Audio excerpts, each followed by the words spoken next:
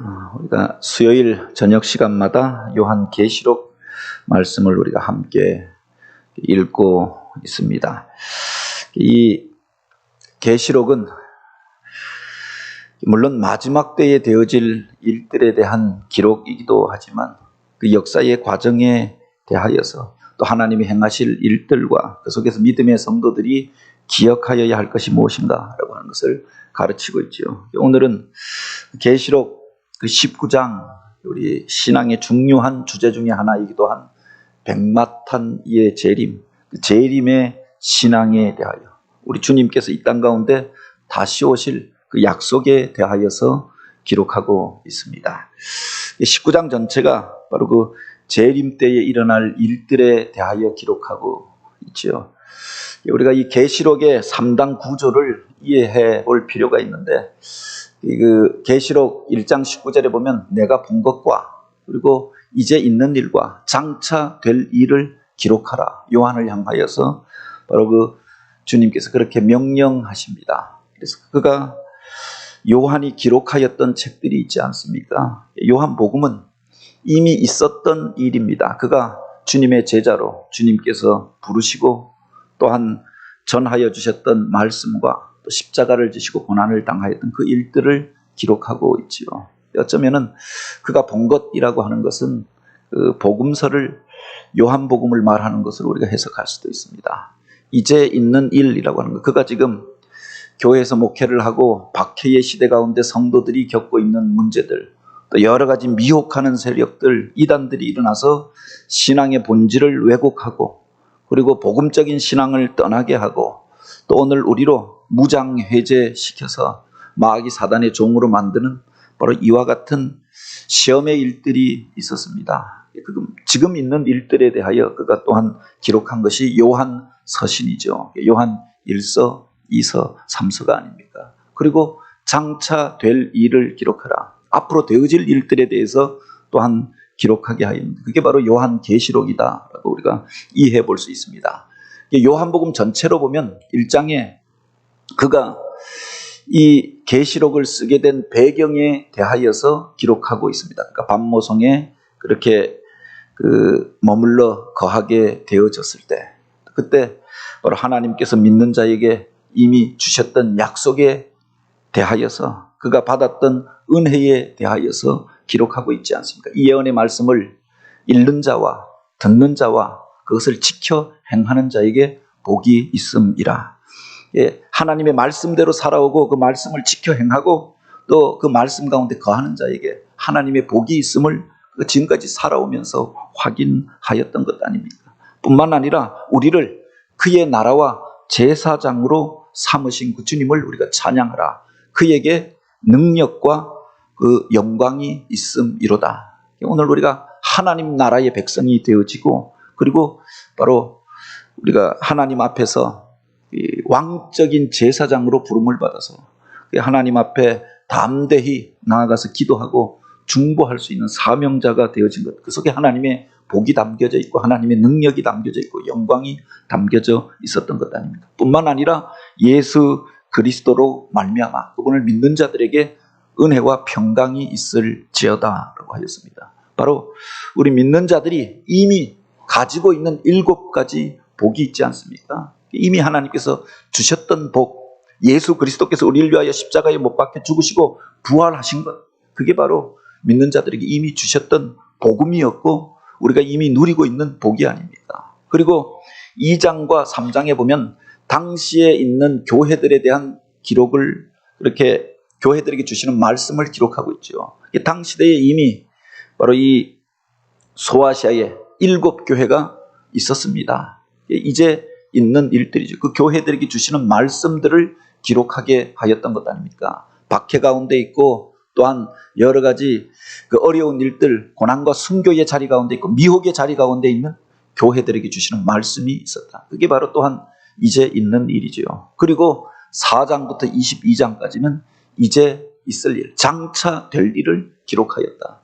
이 요한계시록의 3단 구조를 이해하면서 이렇게 보는 것이 필요하다. 오늘 우리도 바로 그런 자리 가운데서 머물러 있지 않습니까? 이미 되어진 일들이 예수 그리스도 안에서 이미 그 우리의 구원을 이루셨고 그리고 십자가와 부활을 이미 그 복음을 우리에게 주시지 않았습니까? 이미 우리가 그 7가지 복을 누리면서 살아가고 있는 사람입니다. 이미 되어진 일들이 있고 이미 본 것이 있고 뿐만 아니라 오늘 우리들 가운데 세상 가운데서 살아가면서 겪고 있는 여러 가지 그 믿음의 싸움과 또 고난과 핍박과 또 하나님 앞에 나와 예배하고 사명을 감당할 때 겪게 되어지는 여러 가지 힘들고 어려운 일들이 있지요.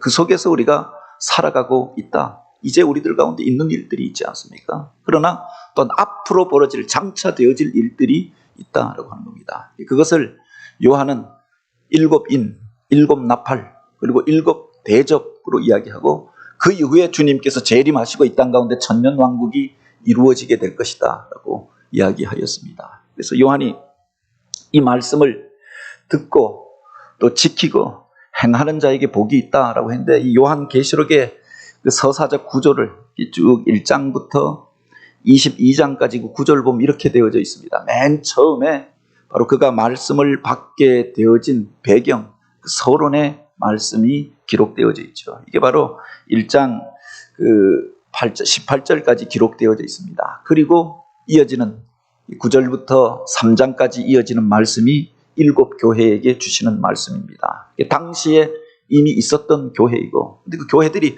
다 똑같은 교회가 아니잖아요. 오늘날 광명에도 여러 교회가 있고, 우리나라에도 수많은 교파가 있는데, 교회마다 조금씩 다르지 않습니까? 그래서 칭찬받을 교회도 있고, 책망받을 교회도 있고, 겉은 부요하고 화려하지만 영적으로 죽은 교회도 있고, 가난하지만 부한 자라, 또 믿음을 지키고 하나님 앞에 칭찬받을 교회들도 있다. 이 교회는 그 시대에만 있었던 교회가 아니라 마지막 때까지 있는 교회들을 대표하는 교회다라고 하는 겁니다. 그런데 우리가 그 속에서 보아야 할 것이 세상의 교회를 바라보고 세상의 믿음의 사람들 바라보면서 실망할 것이 아니라 바로 하늘의 것들을 바라보고 하늘의 보좌를 바라보고 그 앞에 서신, 그래서 우리의 중보자가 되신 어린 양을 바라보는 것.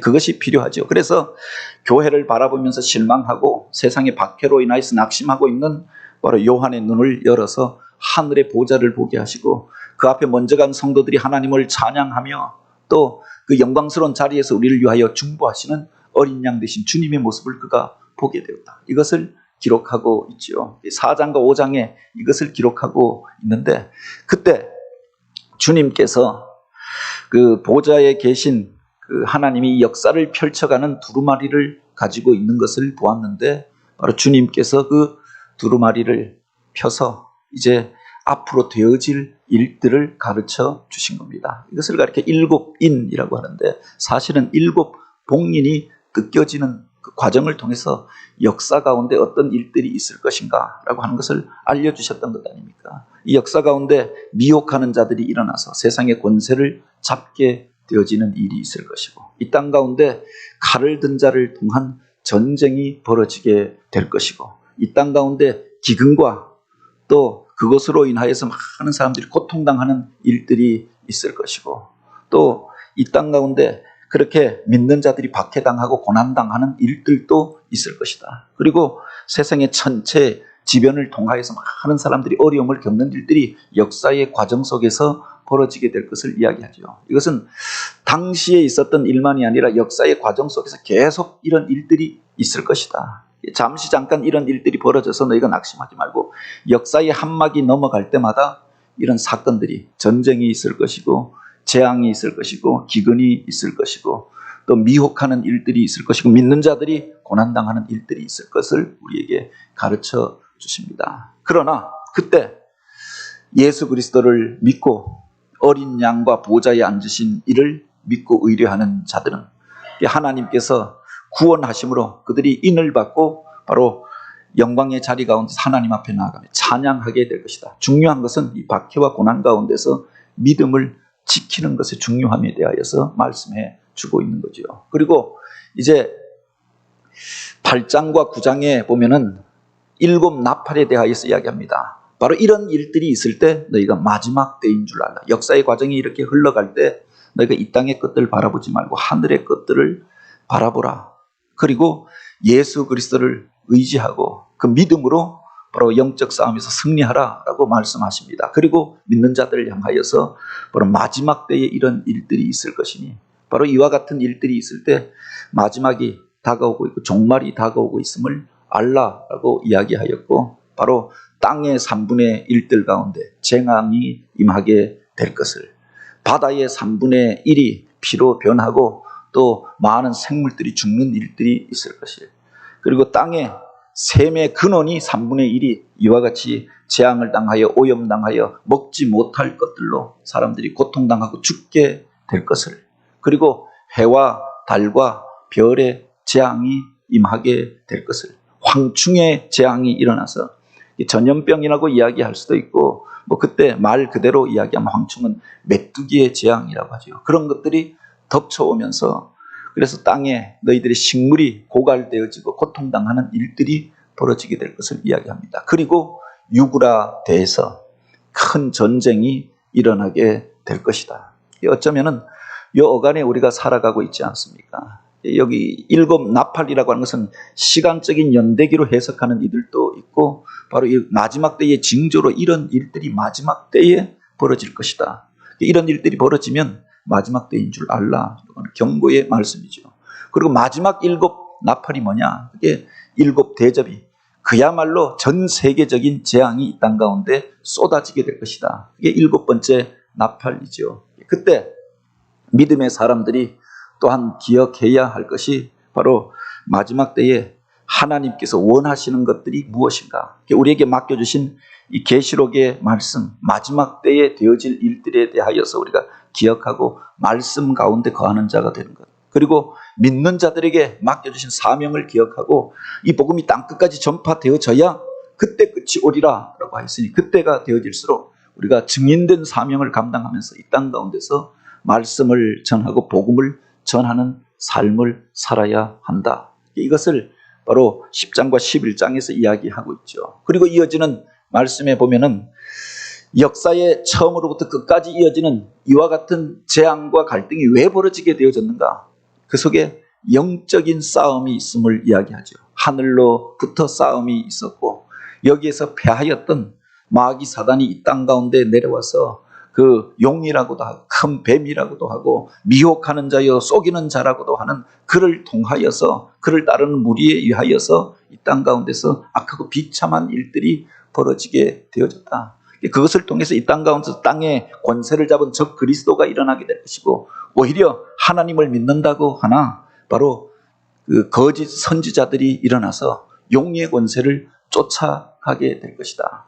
이 땅 가운데서 역사의 처음부터 끝까지 벌어지게 될 영적 싸움에 대하여서 이야기합니다. 그리고 하나님께서 이제 그 심판을 종결시키는 마지막 7 대접을 이 땅 가운데 쏟아 부으실 것을 이야기하죠. 이 7 대접이 땅에 쏟아질 때 이제 종말인 줄 알라라고 말씀하십니다. 그 전에 땅에서 벌어졌던 재앙, 3분의 1에서 벌어졌던 재앙이 이제는 전 세계적인 재앙이 될 것이다 라고 이야기하겠습니다. 그것 때문에 많은 사람들이 고통을 당하게 될 것이고 바다의 3분의 1이 그전에는 그렇게 재앙을 입고 오염되어져서 생명이 죽는 일들이 있었는데 전 세계의 바다가 오염되어 생명이 살지 못하는 그야말로 피바다가 되어질 것이다. 샘의 근원이 마르고 그것으로 인하여 많은 사람들이 고통을 겪게 될 것이고 하늘에서 해가 불처럼 이 땅 가운데 쏟아져서 그것으로 인하여 이 땅에 사람들이 살지 못하고 도시가 파괴되어지고 사람들이 멸망당하는 일들이 벌어지게 될 것이다. 그때 바로 짐승의 보좌를 향하여 이 세상의 권세를 잡고 세상을 미혹하고 악한 일들을 도모하는 그 보좌를 향하여서 하나님의 진노의 심판이 임하게 될 것인데 그때에 마지막 아마겟돈 전쟁이 일어나게 될 것이다. 이 전쟁은 앞에 나오는 유브라데 전쟁으로부터 시작되어져서 이게 마지막 전쟁이 되어질 것이다. 그리고 그 앞에 나오는 하늘로부터 불이 쏟아져서 그리고 이 땅이 초토화되어질 것을 이야기하는데 어떤 이들은 이 하늘의 천재지변을 통하여서 무슨 해성이 쏟아져 내리는 것으로 그 충돌로 이야기하기도 하지만 현대의 많은 신학자들은 이건 마지막 핵전쟁이 발발함으로 이 땅이 사람들이 살지 못할 그런 환경에 거하게 될 것을 이야기하죠. 이것이 일곱 대접이라고 했습니다. 근데 이 끝이 아니라 마지막에 보면은 바로 바빌론 멸망을 통하여서 이 땅의 역사가 종지부를 고하게 되는 겁니다. 사람들이 의지하던 그 도시, 문명, 그리고 세상이 자랑하던 그 우상의 좌가 있는 그 바빌론이 완전히 이와 같은 전쟁을 통하여 멸망하게 될 것이고, 그것을 쫓아가던 이들이 고통당하고 심판 가운데 처하게 될 것을 이야기하죠. 바로 그때 주님께서 이 땅 가운데 다시 오시게 될 것을 이야기합니다. 그게 바로 우리가 19장에서 읽었던 어린 양의 혼인잔치이죠. 주님께서 재림하시면 어린 양의 혼인잔치가 벌어지게 될 것인데, 그때 예비된 자들이, 그때 준비된 자들이 바로 주님 앞에 나아가서 그 구원의 자리 가운데 거하게 될 것이고, 바로 그 주님과 함께 이 땅 가운데서 천년 왕국이 임하게 될 것이다. 이게 요한계시록의 서사적인 구조입니다. 이 역사가 이렇게 지금 흘러가고 있다. 오늘 우리가 어디쯤에 살고 있는가? 요한계시록을 읽으면서 한번 점검해 볼 필요가 있죠. 어떤 경우는 상징적인 그렇게 언어가 있고, 이미 2000년 전에 그 요한이 환상을 통하여서 보았던 것 아닙니까? 또 그 계시의 말씀을 듣고 기록한 것 아닙니까? 그런데 그가 환상과 이상을 통하여 보았는데, 그가 우리가 지금 살아가는 시대에 핵무기라고 하는 것이 있고, 그것이 뭐 비행기가 와서 폭격을 하고 미사일이 날아가고 땅에서 항공모함이 뜨고, 또는 그렇게 전쟁들이 벌어지게 되면서 무슨 유그라데 강의 다리가 놓여지고 마른 땅과 같이 변하여지고, 뭐 이런 것들을, 그 원리를 그가 다 알았겠는가? 그러니 상징적인 언어로 기록할 수밖에 없었다. 그래서 그 말 뜻을 우리가 한번 어떤 경우에는 문자적으로 받아들여야 할 것도 있지만, 어떤 것들은 상징적인 은유적인 언어로 이해하는 것도 필요하지요. 이 19장에 보면은 바로 그 첫 구절에 이것을 기록하고 있습니다. 또 내가 하늘이 열린 것을 보니 보라, 백마와 그것을 탄 자가 있으니, 그가 이제 마지막에 되어질 바빌론이 멸망하고 하늘로부터 하나님의 그 영광을 찬양하는 찬송 소리를 듣게 되어집니다. 그리고 이제 하늘이 열리는 것을 그가 보게 되었다라고 이야기하죠. 이 성경 안에서 그가 몇 번에 걸쳐서 그 하늘의 열림을 경험하게 됩니다. 맨 처음 그가 반모섬에서 그렇게 그곳에 억류되어져서 머물러 거하게 되어졌을 때, 낙심하고 침체에 빠져 있을 때 하나님의 음성이 먼저 들려오게 되고, 주일 그 교회에서 예배하지 못하고 홀로 떨어져서 그 동굴 안에서 엎드려서 공동체를 사모하고 성도들의 예배를 사모하고 그 박해에 받는 자리 가운데서 하나님의 영광을 사모하며 기도할 때 먼저 하늘의 음성이 들려지고, 그 다음에 하늘로 열려진 그 환상을 보게 되어지고, 하나님의 보좌를 보게 되어지고, 어린 양 되신 주님과 먼저 간 성도들이 그것에서 하나님을 찬양하고 있는 것을 보았다라고 하였습니다. 이제 19장에 보면 다시금 하늘의 문이 열리면서 마지막 때에 행할 일들을 그가 보게 되어졌던 거죠. 하늘 문이 열린다라고 하는 것은 하나님의 새로운 역사가 펼쳐지는 것을 이야기하여 주고 있는 겁니다. 바빌론에 포로로 잡혀갔던 다니엘이, 에스겔이 낙심 가운데 절망 가운데 있는데 하나님께서 그를 만나주시고, 바로 그가 문을 열고 하나님 앞에 기도할 때 하나님께서 환상의 문을 열어주시고 하늘의 문을 열어주셔서 앞으로 되어질 일들을 깨닫게 하시고, 그들이 묵시록을 쓰고 그 계시의 말씀을 기록하게 되어졌던 것 아닙니까? 요한이 반모섬에 있을 때 바로 이런 하늘이 열리는 것들을 경험하면서 이 역사 속에서 하나님이 행하실 일들을 깨닫게 되어지고 마지막 때 행할 일들을 보게 되었다라고 하는 겁니다. 근데 여기에 보면은 보라, 백마와 그것을 탄 자가 있으니 라고 하였습니다. 그때 한 분이 우리 가운데 오게 될 것이다. 역사 속에 이런 전쟁이 있고 재앙이 있고 그것으로 인하여서 알 수 없는 그렇게 그 멸망의 사건들이 이 땅 가운데 임하게 되어질 그때 하늘에서 하늘문이 열리며 백마 탄 그 백마와 그것을 탄 분이 이 땅 가운데 오시는 것을 그가 보게 되었다고 하는 겁니다. 우리가 잘 아는 그 광야라고 하는 시가 있습니다. 일제시대 때 저항 시인이었던 이육사 시인 옥중에서 바로 이 시를 쓰지요. 그래도 우리나라 시인들 가운데 많은 사람들 가운데서 존경받으면서 흠모하는 정결한 영혼을 가졌던 사람을 꼽는다고 하면 이육사, 윤동주 시인을 이야기하죠. 다른 많은 사람들은 감옥에 gat히기도 하고 독립운동도 했지만 나중에 변절되어집니다. 권력 앞에 굴복하고 일제 말기가 되어지면 소망을 포기하고 결국은 그들을 칭송하는 시들을 썼는데 이육사 시인 그리고 또한 윤동주 시인 같은 경우는 감옥에서 그 정결한 마음을 잃어버리지 않고 죽었다. 젊은 날에 죽었던 거지요. 그러니까 실수한 일이 없고 변절한 일들이 없으니까 그 시 자체가 사람들에게 또한 감동을 줍니다. 그런데 그 이육사 시인이 노래하였던 것이 있지 않습니까? 까마득한 날에 하늘이 처음 열리고 어디 다구는 소리가 들렸으랴. 이 역사의 과정에 대한 안타까움, 그리고 오늘 우리가 광야 가운데 서서 이 메마른 땅 가운데서 어디로 가야 할지 모르면서 방황하는 그 상황에 대해서 그가 노래합니다. 그리고 맨 마지막에 그렇게 이야기하지 않습니까? 바로 다시 천고 뒤에 백마 타고 오는 초인이 있어 이 광야에서 목 놓아 부르게 하리라.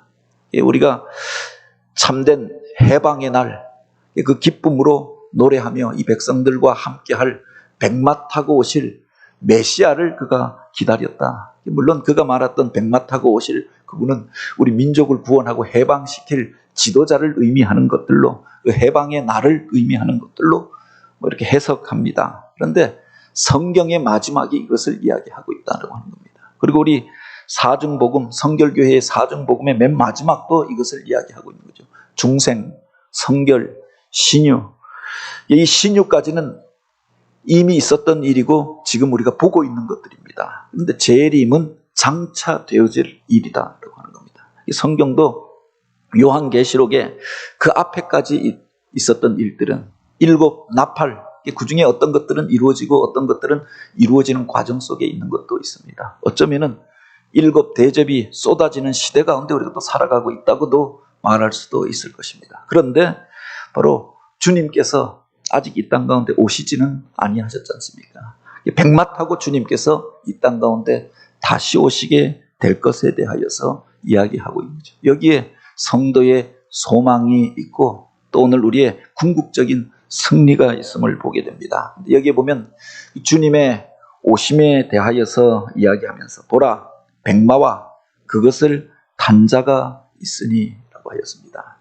그 주님께서 오셨을 때 19장 1절에 보면 우리가 참으로 그 구원과 그 영광에 대해서 찬양하게 될 것이고 그때 이 땅 가운데서 사람을 미혹하던 자들 그리고 거짓으로 그렇게 사람들을 넘어뜨리고 악한 일들을 만들던 이들이 결국은 심판을 당하게 될 것이다. 뿐만 아니라 그 전능하신 하나님 앞에 오늘 우리가 정결함으로 예비된 자들이 그 어린 양의 혼인잔치에 참여하게 될 것이고 그때 바로 어린 양의 혼인잔치에 그 주님의 재림의 자리 가운데 기쁨으로 참여할 수 있는 자 그들이 참으로 복된 자가 아닌가라고 노래하였는데 바로 여기 우리가 읽은 11절에 보면 바로 그 주님께서 이제 바로 이 땅 가운데 백마 타고 오시게 될 것이다. 마치 동화 속에서 왕자가 백마를 타고 등장하지 않습니까? 이 백마는 존귀함의 상징이면서 또 하나는 이 백마는 왕이나 사령관이 타는 말이다라고 하는 겁니다. 일반적인 사람들이 백마를 타면은 이게 세상 가운데서 왕을 참칭하는 것처럼 되어지는 겁니다. 왕이나 특별히 대장이 그 군대 행렬의 사령관이 바로 이 백마를 타게 되어져 있는 거죠. 그래서 많은 이단들이 상징 조작을 하고 북에서 무슨 김정은이가 그 사람들 앞에서 자기 권위를 나타내고 상징을 조작하기 위해서 그 무거운 몸을 이끌고 백마를 타고 백두산을 향하여 올라가지 않습니까? 그 영상을 통해서 보여주는 게 상징 조작이 있는 거죠. 그가 바로 이런 민족의 지도자이고 왕적인 권세를 가지고 있고 우리를 구원할 자이다. 이런 걸 그 백마 탄 모습을 통해서 상징하고 있는데 사실은 바로 우리 주님께서 이 땅 가운데 다시 오실 때 그렇게 승리자의 모습으로 왕적인 권위를 가지고 오시게 될 것이다. 처음 이 땅 가운데 오실 때에는 바로 베들레헴의 말 구육관에서 여리디 여린 어린 아이의 모습으로 오셨고, 예루살렘에 입성하실 때는 그 죄인들을 구원하시기 위하여 당신이 섬기는 자의 모습으로 어린 나귀를 타고 입성하셨지만, 만약 그때 주님께서 심판자의 모습으로 왕적인 권위를 가지고 예루살렘에 칼을 들고 올라갔다고 하면 모든 사람들이, 대부분의 사람들이 심판받고 죽게 되지 않았겠습니까? 오히려 우리를 섬기는 모습으로 겸손하여서 어린 나귀를 타고 입성하십니다. 그리고 당신의 생명을 내어주시고 오늘 우리를 하나님 나라 백성으로 성도로 불러주셨던 것 아닙니까? 그리고 이제 새로운 삶을 살도록 초대하여 주셨습니다. 그런데 마지막 때 이 땅 가운데 오실 때는 백마를 타시고 오게 될 것이다. 왕적인 권위를 가지고 그렇게 오게 될 것이고, 심판자의 모습으로, 승리자의 모습으로 우리 가운데 오실 것을 이야기하시죠. 그 이름을 충신과 진실이라고 하였습니다. 이 충신이라고 하는 말은 그 헬라어로 보니까 피스토스 이렇게 되어져 있는데, 충성 또는 신실이라고 하는 말로 해석되어집니다. 하나님 앞에 전적으로 충성하여서 주님의 말씀에, 하나님의 말씀에 순종하여서 내 뜻대로 마옵시고 아버지 뜻대로 하옵소서, 십자가를 지셨던 주님, 하나님 앞에 전적으로 충성하셨던 그분이 신실함으로 약속하였던 그 일들을 이루시기 위하여 이 땅 가운데 오실 것이다. 그 진실하신 하나님께서 심판자의 모습으로 이 땅 가운데 오게 될 것을 이야기하는데, 그가 공의로 심판하며 싸우더라라고 했습니다. 우리를 심판하시는데 사적인 감정으로 심판하는 게 아니라, 또는 잘못된 것들로 판결하는 것이 아니라, 세상에 보면은 재판이 있는데 재판장들도 인간들의 재판을 보면 똑같은 사안인데 언제에는 이게 무죄였다가 시간이 지난 다음에 유죄가 되기도 하고, 언제에는 바로 그때 아무 문제가 없다고 이야기하던 지금 와서 죄가 되기도 하고, 인간의 판단이라고 하는 것은 이와 같이 한계가 있잖아요. 그 중에서도 무슨 요사이 이런저런 그 사법개혁 이야기하는 것들이 바로 친소관계에 따라서 사람들이 재판하고 또 기소하고 고발하고 하는 것들이 달라지더라라고 하는 겁니다. 그런데 그 하나님께서는, 우리 주님께서 이 땅 가운데 오셔서 우리를 심판하실 때에는 인간의 재판과 같이 그렇게 불의하고 부정확하고 또 잘못된 것들로 판단하는 것이 아니라 공의로 우리를 심판하시리라고 하였습니다. 그런데 왜 뒤에 보면 싸우더라라고 하였는가? 이 땅 가운데서 불의한 자들이 공의로 하나님께서 심판하실 때 끝까지 저항하지 않겠습니까? 무엇인가 개혁이 일어나려고 하면은 언제나 반개혁적인 운동과 일들이 벌어지게 되어져 있는 거죠.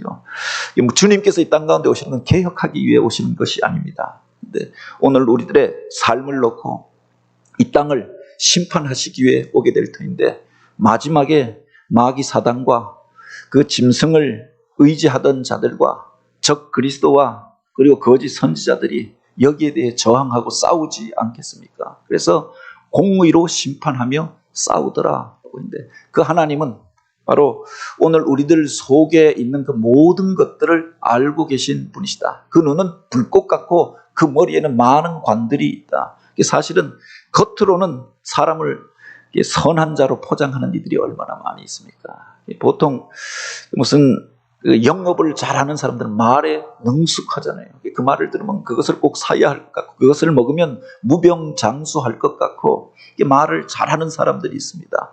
포장을 또 잘하는 이들이 있죠.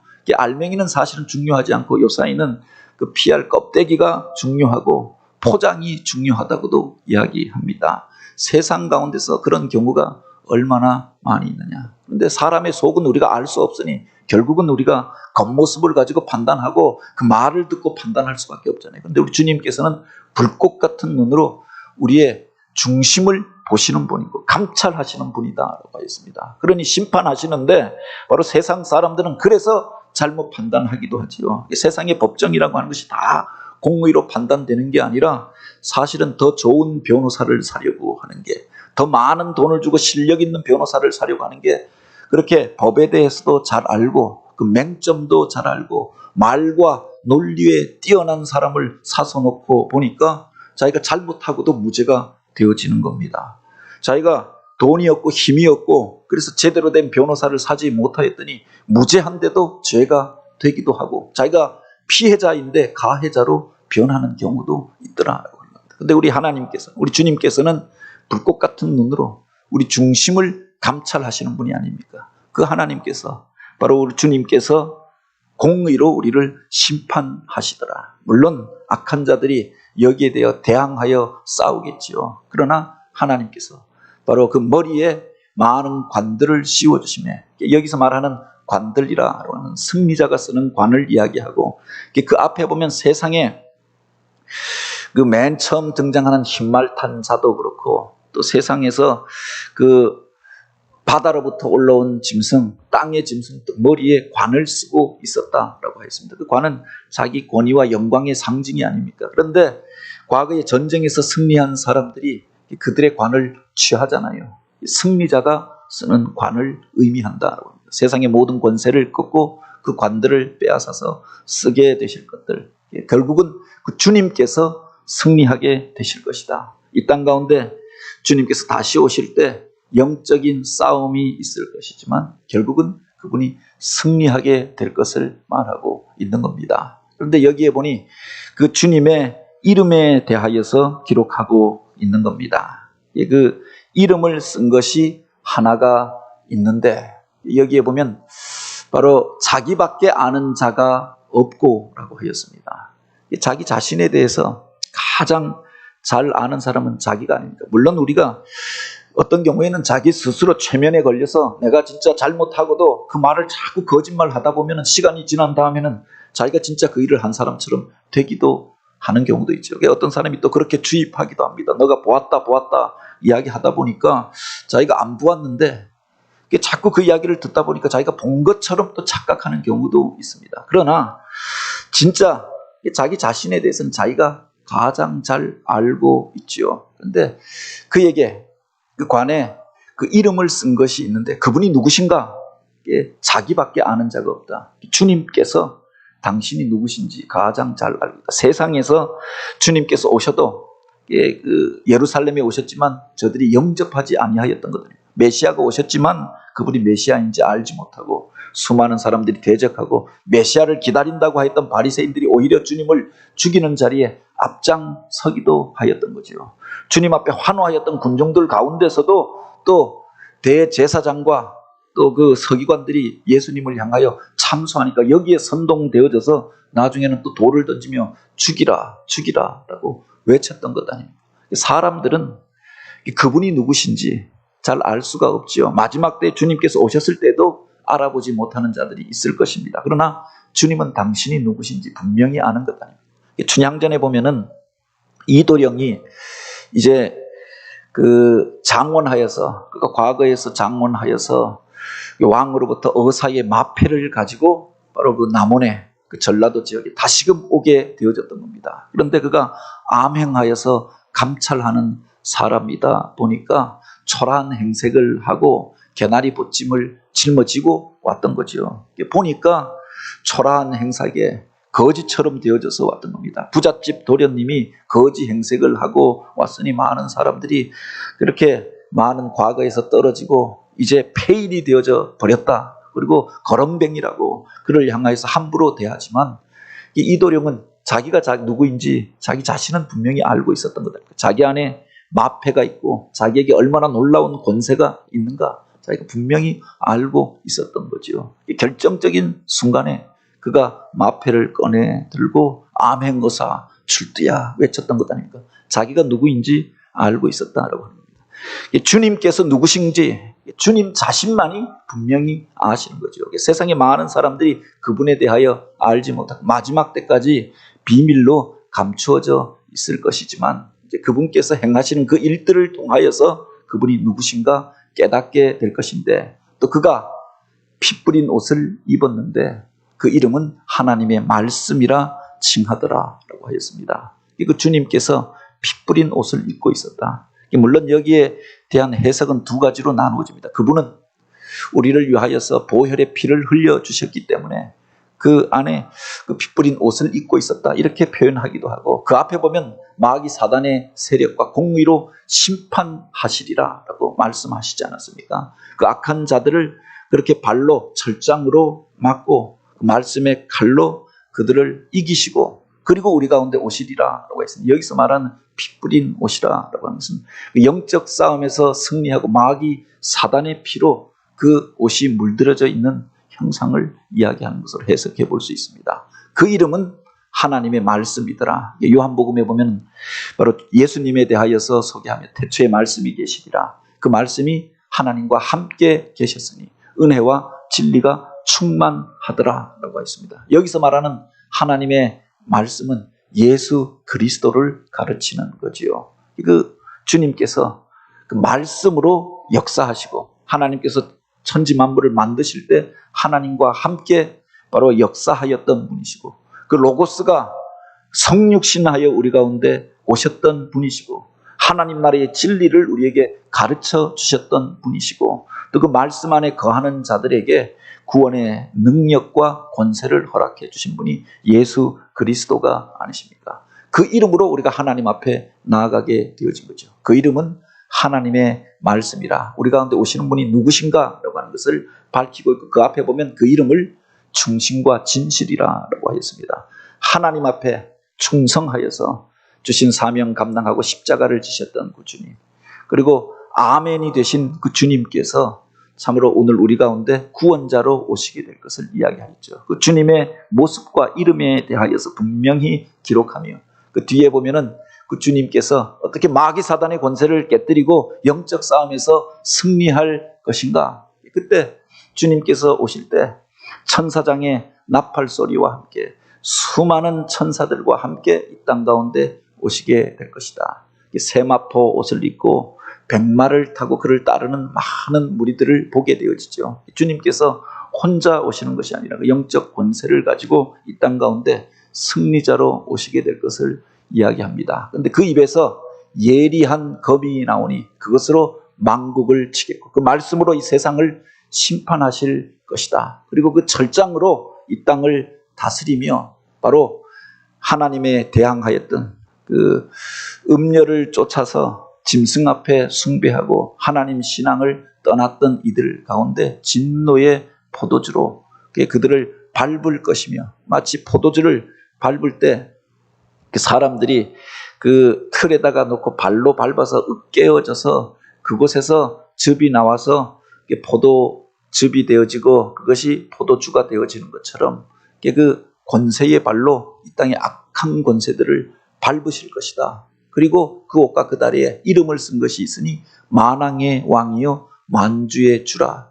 그분이 참으로 이 모든 왕들의 왕이 되시고 우리가 참으로 섬기고 예배해야 할 대상이라.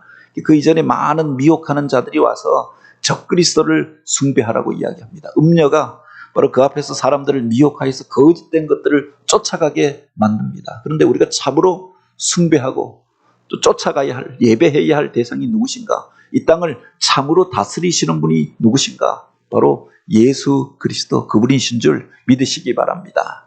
그 주님께서 마귀 사단과 싸우는데 그 말씀으로 싸우더라. 말씀으로 세상을 창조하셨던 것처럼 주님께서 마귀 사단의 유혹을 말씀으로 이기셨던 것처럼 마지막 때에 그 말씀으로, 그 입에서 나오는 검으로 바로 하나님의 능력을 나타내 마귀 사단이 그 앞에 결박되어지고 무적행에 던져지고 그 영적 승리가 선포되어지는 장면을 기록하고 있지 않습니까?